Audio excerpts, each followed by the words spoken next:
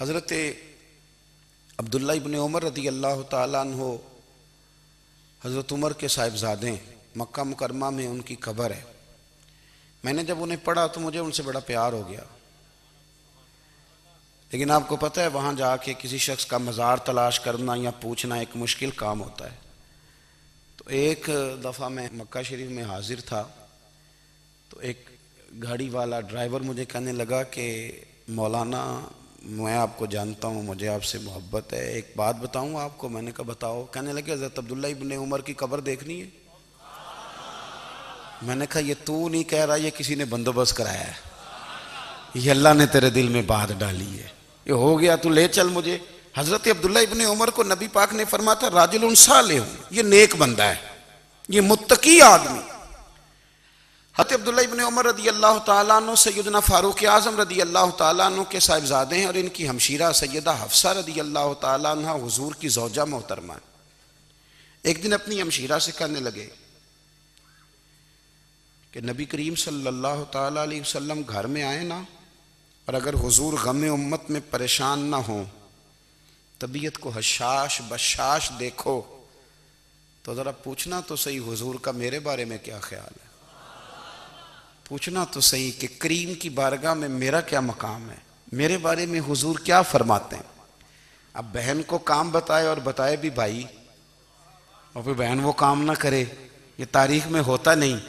حضرت عمر فاروق رضی اللہ تعالیٰ عنہ کی صاحبزادی ام المومنین رضی اللہ تعالیٰ عنہ فرماتی ہیں کہ میں تو بس منتظر تھی۔ انہوں نے تو کہا تھا نا کہ اگر تم حشاش بشاش دیکھو تو بات کرنا، لیکن حضور تشریف لائے، میری باری تھی، میرے گھر تشریف لائے، کھانا پیش کیا تو فوراً میں نے عرض کی حضور ایک بات پوچھنی تھی۔ تو حضور نے فرمایا پوچھئے۔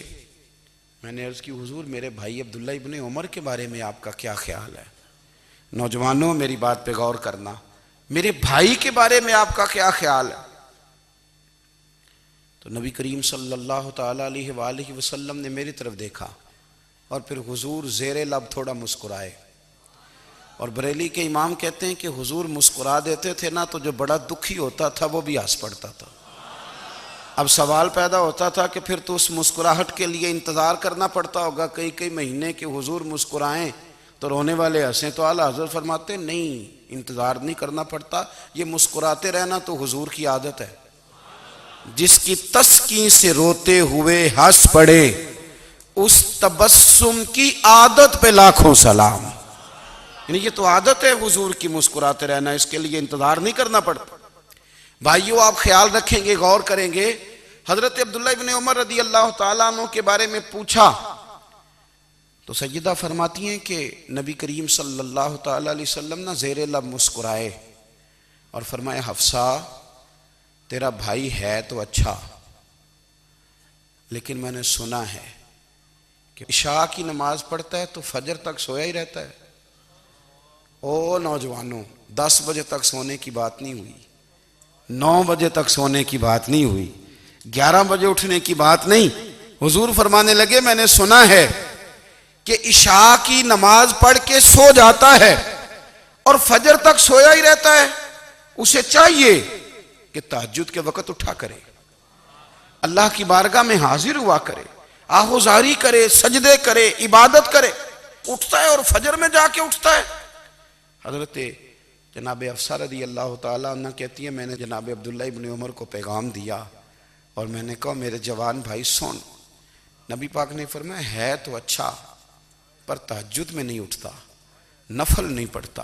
او میری ملت کے جوانوں، مزہ نہیں آ جاتا جب ساری دنیا سوئی ہو، ساری دنیا، اور بستر بھی گرم ہو اور نیند بھی پورا غلبہ کر رہی ہو، اور اچانک گھنٹی بجے دماغ میں، آنکھ کھلے، گھڑی پہ نظر پڑے، 3:30 4 بجے کا پیغام گھڑی بتائے، اور کوئی چڑھتی جوانی والا اٹھ کے وضو کرے، اور جب وہ مصلی کھول کے بچھائے تو مدینے والے محبوب کہتے ہیں کہ ہر نماز پہ رب ثواب دیتا ہے، اور جو اٹھ کے تہجد کی نماز پڑھے اسے دیکھ کے تو رب مسکراتا ہے، جو اس کی شان کے لائق ہے، جو اس کی شان کے لائق، وہ مسکراتا ہے، خوش ہوتا ہے کہ میرا بندہ تہجد میں اٹھ گیا، وہ مسکراتا ہے۔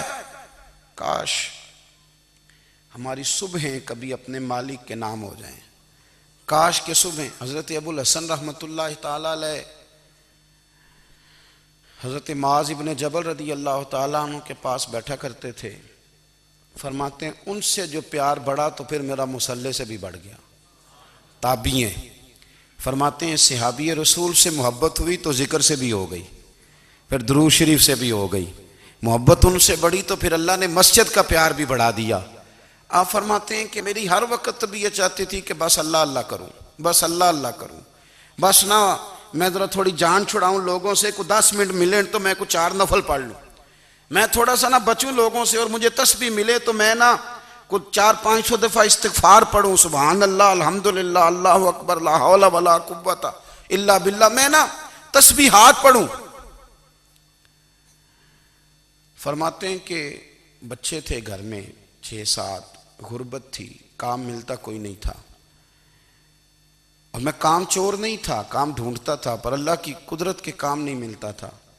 فرماتے ہیں کہ میں نے ایک دن اپنی اہلیہ سے کہا کہ آج میں پھر جاتا ہوں کام ڈھونڈنے. تو میری بیوی بڑی فرما بردار تھی, پر اس دن نہ غربت کے ہاتھوں تنگ آ کے کہنے لگی آج نانا کوئی تو چیز لے کے آیا. تو مجھ سے بچوں کی بھوک نہیں دیکھی جاتی. یہ سب روگاں دا روگ محمد جس دا نام غریبی, کنڈ بلا کے لنگ جاندے نہیں دوست یار قریبی. آج نہ کچھ لے کے آیا تو میں بچے لے کے میکے چلی جاؤں گی. شیخ فرماتے ہیں کہ میں بڑا پریشان گھر سے نکلا, پر میں نے صبح سے لے کے زور تک کام ڈھونڈا, کام ملا کوئی نہیں. تو میرے دل میں خیال آیا چلو کام نہیں ملتا تو اللہ اللہ تو کرے نا, چلو بندوں کی مزدوری نہیں ملتی تو رب کریم کی عبادت ہی کرتے ہیں.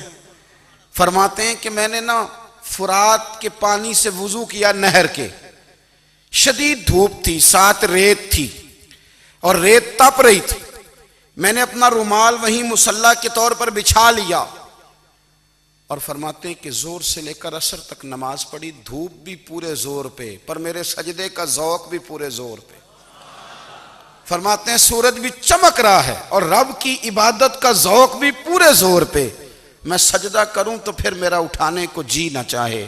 میرے استاد لکھا کرتے تھے, یہ ان کا شعر ہے, وہ کہا کرتے تھے مجھے سوز دے, مجھے ساز دے, اور مجھے نیم شب کا نیاز دے, دم سجدہ خود کو میں توڑ دوں, مجھے ایسا ذوق نماز دے. اور میں تیری بہار کا پھول ہوں, میں کھلا بھی ہوں تو تیرے لیے, مجھے میری شاخ سے توڑ لے, مجھے اپنی زلف کا ناز دے. بھائی فرماتے ہیں کہ عصر تک میں نے نفل پڑھے, دل ڈھلنے لگا, عصر کی نماز پڑھی اور میں وہاں سے چلا. اب میں جب نکلنے لگا تو دل میں خیال آیا کہ چھوٹی چھوٹی دیواریں ہیں گھر کی, بغیر کچھ لیے جاؤں گا تو بیوی دور سے دیکھے گی تو شور کرے گی کہ پھر خالی ہاتھ آ گیا ہے. کہتے میں نے اپنی اسی رومال میں جس پہ میں نے نماز پڑھی تھی نا, رومال میں کی آخی دے پنجابی جسافہ کہتے ہیں, اسی میں نا میں نے کچھ ریت بھر لی کہ وہ دور سے دیکھے گی تو سمجھے گی کچھ لے کے آیا ہے, چلو جا کے اسے بتا دوں گا کہ آج پھر مزدوری نہیں ملی. کہتے ہیں وہ ریت لے کر جب میں گھر میں گیا تو پہلے بیوی دروازے پہ کھڑی ہوتی تھی, پوچھتی تھی خالی ہاتھ آ گئے ہو؟ آج میں نے دیکھا تو ہے ہی کوئی نہیں. فرماتے ہیں میں اندر داخل ہوا, سلام لیے, کونے میں میں نے وہ رومال رکھ دیا اور میں نے آواز دی کہ بھلی مانس کہاں ہو؟ تو وہ کہنے لگی آپ منہ ہاتھ دھو لیں, میں روٹی لے کے آئی. میں نے کہا روٹی کہاں سے آ گئی؟ یہاں تو کئی دنوں کے فاقے, تو کئی دنوں کی غربت ہے, یہاں تو اس گھر میں تو فقیری ہے. فرماتے ہیں کہ وہ روٹی لے کے آئی اور اس وقت کی جو موجودہ نعمتیں تھیں, سمجھ لیں سلاد, اچار, ہر چیز ساتھ لائی. میں نے کہا کہ بچے کہاں گئے؟